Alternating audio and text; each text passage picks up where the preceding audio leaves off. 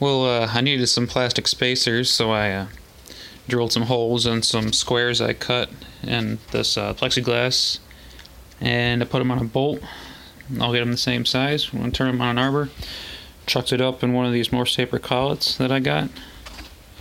The drawbar there. And now, it's been cutting nice, but I guess I'll just show you guys how it is. I have an extra little bit in my live center here, so don't mar it up. This is one I made. It's untempered, so yeah, see how she cuts.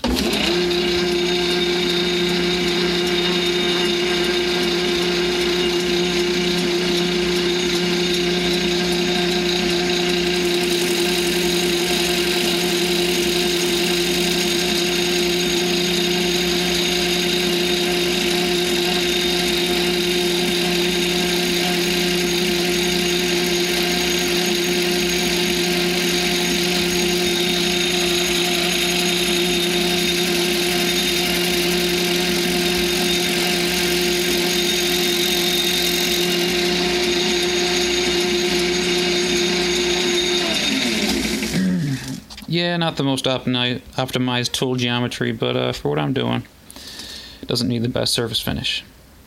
Thanks for watching.